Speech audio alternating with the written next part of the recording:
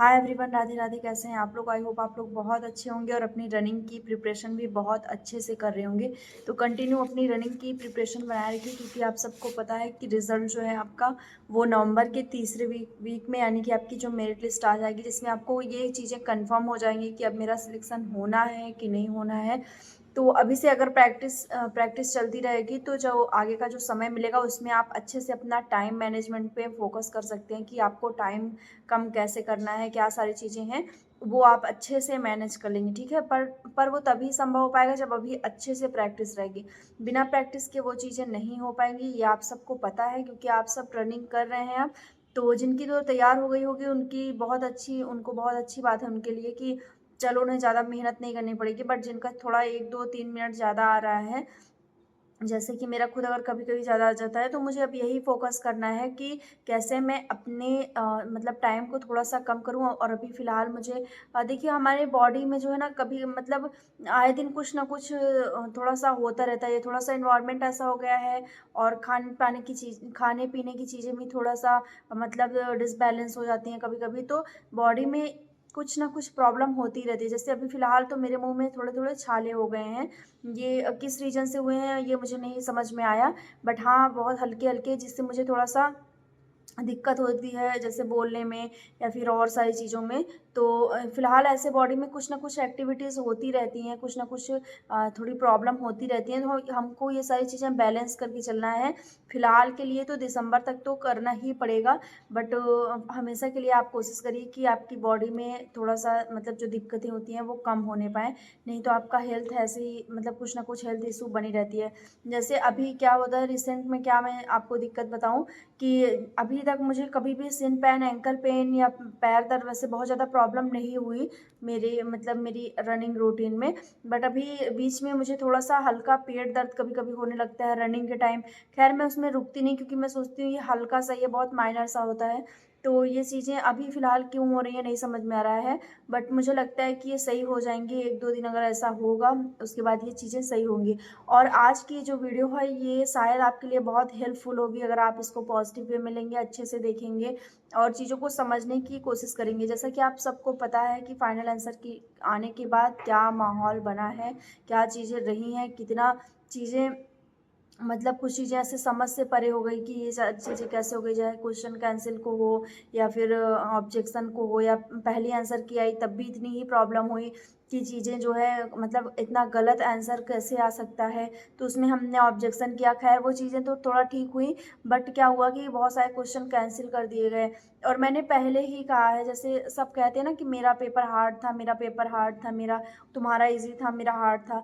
तो अपना पेपर सबको हार्ड लगता है, चाहे मैं हूँ, चाहे आप हों, अपना पेपर सबको एकदम हार्ड लगता है हमें कि इससे ज़्यादा तो हार्ड कोई पेपर हो ही नहीं सकता। ये रीज़न इसलिए से कि हम उसको बैठ के सॉल्व करते हैं। जैसे हमने 24 की मान लीजिए, हम 24 के पेपर को ईज़ी कह रहे हैं, हमारा 25 में है, हम उसको हार्ड कर रहे हैं।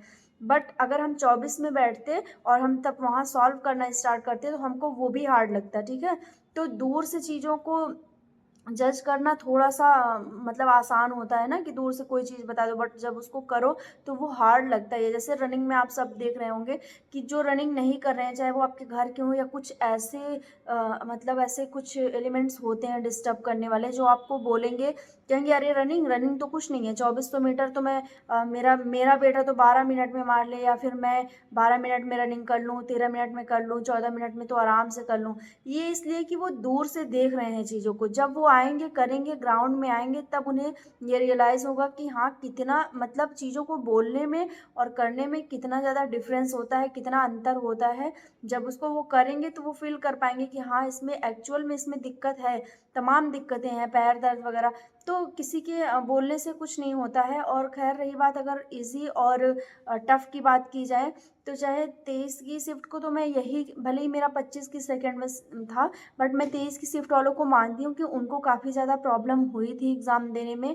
रीज़न ये था कि वो तुरंत बैठे और उनके सामने पैटर्न चेंज हो गया था एग्ज़ाम का, तो उनका थोड़ा-सा दिमाग तो हिल गया था। वैसे ये तो सबके साथ ऐसा हुआ था, बट वो थोड़ा-सा क्योंकि उन्होंने नया-नया पैटर्न तुरंत देखा।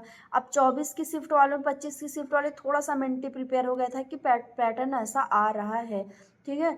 तो उनके लिए दिक्कत हुई, इसलिए वो लोग थोड़ा-सा स्कोर और सारी शिफ्ट के अगर कंपेयर करेंगे तो कुछ ऐसा उसमें देखने को मिला है कि उसके स्कोर थोड़ा-सा डाउन हुए हैं। रीज़न यही था कि वो पैटर्न को समझने में और उनको टाइम मैनेज करने में सारी दिक्कतें हो गई। तो नॉर्मलाइज़ेशन का जो मेन खेल होता है इसलिए इसमें बहुत अच्छा इस मतलब होगा वो। नॉर्मलाइज़ेशन का जो रोल होगा इसमें, वो बहुत अच्छा देखने को मिलेगा, क्योंकि आप सबको पता है कि 30 की और 31 की शिफ्ट में क्या कुछ रहने वाला है, किस तरह से 7 क्वेश्चन कैंसिल हुए और फिर उसका नंबर जो है वो मिलेगा तो सबको मिलेगा। तो जिनके जिनके मतलब जिन्होंने नहीं वो क्वेश्चन किया था, उनको भी उसमें प्रॉफ़िट है। तो देखिए नॉर्मलाइज़ेशन में इसमें क्या होगा कि इसमें आपको चीज़ें जो है आपकी बैलेंस की जाएँगी, बराबर की जाएँगी। ये नहीं कि सारा सिलेक्शन जो है वो 31 की शिफ्ट वालों का हो जाएगा, 23 वालों में से किसी बच्चे का होगा नहीं, ऐसा कुछ नहीं है। वो हर शिफ्ट के बच्चों को बराबर से वो सिलेक्ट करेंगे। बस यही है कि सबको बैलेंस करेंगे, ठीक है? क्योंकि उनका कॉन्सेप्ट यही है कि वो हर शिफ्ट में से बराबर बच्चों को सिलेक्ट करेंगे। ये नहीं है कि 30 की शिफ्ट में से ज़्यादा बच्चों को सिलेक्ट कर लिया, 23 की शिफ्ट में से फिर उन्होंने कुछ ही बच्चों को सिलेक्ट किया जो बहुत अच्छे मार्क्स करके आए हैं, ऐसा नहीं है। वो उनका जो मतलब जिस तरह से उनका पेपर पैटर्न रहा है उसका सब एनालिसिस होगा, देखा जाएगा उनका जो रोल, जैसे पिछली भर्तियों में देखा गया है कि सारी शिफ्ट को एक एवरेज में रखा गया है। कुछ ऐसी शिफ्ट थी जिनका पेपर रियल में टफ था, ऐसी जैसे पिछली वैकेंसी में हुआ था। खैर अभी इस वाले एग्ज़ाम की बात करूँ तो 10 शिफ्ट में मुझे बहुत ज़्यादा अंतर देखने को नहीं मिला कि बहुत एक एकदम हाई रहा हो, एकदम लो रहा हो, ऐसा नहीं है। थोड़ा बहुत ही अंतर रहा है, बहुत ज़्यादा अंतर नहीं रहा है। अंतर तो यहाँ हो गया जब क्वेश्चन कैंसल की बात हो गई, यहाँ पे चीज़ें ज़्यादा थोड़ा-सा डिस्टर्ब हो गई। पहले अगर होता तो शायद इनको इतनी मशक्कत ना करनी पड़ती नॉर्मलाइज़ेशन के लिए। ये एक नॉर्मलाइज़ेशन की अच्छा एवरेज बना सकते थे, बहुत जल्दी बना सकते थे।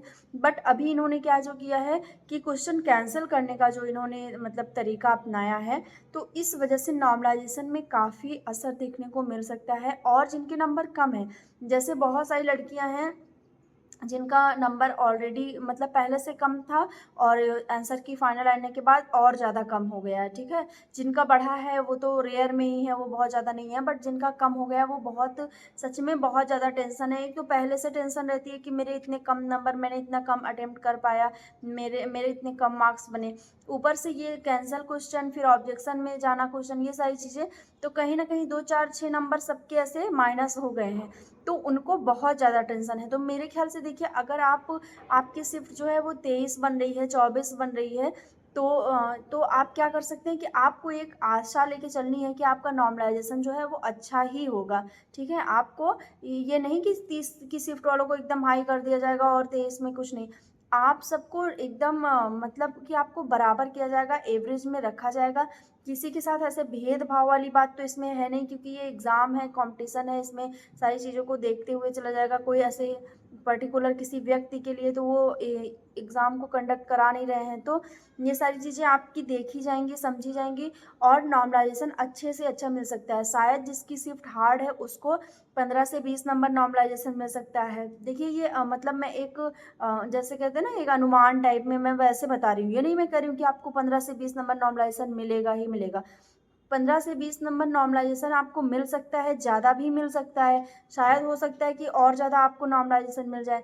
क्योंकि देखिए नॉर्मलाइज़ेशन में कोई कुछ कह नहीं सकता कि जैसे मैंने 41,520 का जब नॉर्मलाइज़ेशन बताया था, तो उसमें बहुत सारे लोगों ने कहा था कि 30 प्लस नॉर्मलाइज़ेशन इम्पॉसिबल, कैसे ये पॉसिबल हो सकता है? तो भाई ये पॉसिबल हुआ है कि उसमें 30-35 प्लस नॉर्मलाइज़ेशन के नंबर मिले हैं। ये रियल है, ये कोई मैं अपने मन से नहीं बताया, मुझे खुद मिले हैं वो नंबर। तो मैं इस चीज़ को कैसे झुठला सकती हूँ कि सोच लीजिए कि मैं 140 से थोड़ा-सा ऊपर मेरा नंबर था, पूरा रॉ स्कोर कह सकते हैं कि 150 के लमसम आप मान के चलिए, और जो सेकंड लिस्ट लगी थी 180 प्लस में लगी थी वो भी। तो सोच लीजिए कि मुझे नॉर्मलाइज़ेशन में कितना नंबर मिला था कि मैं उसमें सिलेक्ट हुई उस वाली लिस्ट में। तो ये सारी चीज़ें देखने को मिल सकती हैं। नॉर्मलाइज़ेशन का खेल तो बहुत अच्छा होने वाला है। शायद उसमें जो लोग थोड़ा-सा अपसेट हैं, जो थोड़ा-सा परेशान हैं, उनके लिए शायद बहुत अच्छी अच्छी न्यूज़ निकल के आ सकती है। उनको बहुत मोटिवेशन मिल सकता है शायद। तो अभी ख़ैर आप लोग अब ये चीज़ों में परेशान मत होइए। मेरे ख़्याल से तो नॉर्मलाइज़ेशन बहुत अच्छा मिलेगा। जिनकी शिफ्ट थोड़ा-सा ईज़ी मान के चल रहे हैं कि जैसे 21 की शिफ्ट में देखिए, मैं किसी शिफ्ट को ऐसे पर्टिकुलर बात नहीं कर रही हूँ, क्योंकि बहुत सारे कमेंट आने लगते हैं। 31 शिफ्ट वाले वो थोड़ा-सा एंग्री हो जाते हैं कि आप ऐसे कैसे कह रही हैं, ये क्यों कह रही हैं, तुमको पता नहीं है। तो मैं क आपको मतलब ये नहीं कह रही कि आपकी शिफ्ट जो है एकदम आसान थी। मेरा मतलब कहने का ये है कि जिस शिफ्ट को ज़्यादा आसान माना जाएगा, उसमें नॉर्मलाइज़ेशन उतना अच्छा देखने को नहीं मिलेगा, ठीक है? उसमें नॉर्मलाइज़ेशन आपको कम ही देखने को मिलता है। शायद उसमें 2, 4, 5 नंबर ही देखने को मिल जाए, क्योंकि फिर से आप पिछली वैकेंसी पे मैं उसी की बात करूँगी, क्योंकि उसी से कंपेयर करके मैं आपको सब बता रही हूँ ये चीज़ें कि पिछली वैकेंसी में क्या हुआ था कि उसमें भी नॉर्मलाइज़ेशन किसी-किसी को 1-2 नंबर मिले थे, ठीक है? किसी को 1-2 नंबर, किसी को 7-8 नंबर, किसी को 10 नंबर। तो वो आपकी एक्यूरेसी और फिर आपका जो है शिफ्ट, ये सारी चीज़ों को देख के दिया जाएगा। किसी के साथ इसमें कोई भी मतलब मेरे ख़्याल से तो गलत चीज़ें नहीं होंगी। तो आप सब लोग पॉज़िटिव रहिए, रनिंग पे फ़ोकस ज़्यादा से ज़्यादा करिए। और एक चीज़ मैं बता दूँ, जैसे मेरिट लिस्ट जब आती है, जब एक कट ऑफ रिलीज़ की जाती है कि ये कट ऑफ आ गई है, तो उसमें से अगर आपके 1, 2, 3 नंबर डाउन भी हैं, तो देखिए सस्पेंस तो बना रहता है कि मेरा होगा कि नहीं होगा, होगा कि नहीं होगा। बट जो एक मेरिट बन के आती है, कभी-कभी उसमें आपका सिलेक्शन हुआ रहता है। रीज़न यही रहता है कि आपको नॉर्मलाइज़ेशन में 2-4 नंबर एक्स्ट्रा मिल जाते हैं, ठीक है? मान लीजिए जनरल में 190 की कट ऑफ लग रही है, तो जिसका नंबर 188 है, 185 है, वो कभी-कभी बहुत टेंशन में रहते हैं कि पता नहीं मेरा नाम आएगा कि नहीं आएगा, ठीक है? तो उन्हें ये चीज़ें क्लियर नहीं हो पाती। जिनका 190 से ऊपर है, वो तो श्योर हो जाते हैं कि मेरा तो आना ही आना है फिज़िकल में। लेकिन जिनका नहीं रहता है, वो सस्पेंस में रहते हैं और उनके साथ अच्छा होता है कभी-कभी, तो उन्हें नॉर्मलाइज़ेशन में नंबर जब अच्छे मिल जाते हैं, जैसे मान लीजिए आपका 185 है और आपको 6 नंबर भी नॉर्मलाइज़ेशन में मिल गए, तो आप तो 190 कट ऑफ को पार कर जाएँगे। तो आपका सिलेक्शन जो है वो मतलब फ़िज़िकल के लिए आप बुलाए जाने की पूरी-पूरी संभावना रहती है, और ऐसा हुआ भी है, ठीक है? आप जब देखेंगे, जो पिछली डिटेल्स है उसको जब आप देखेंगे, तो आपको चीज़ें बहुत अच्छे से समझ में आ जाएँगी।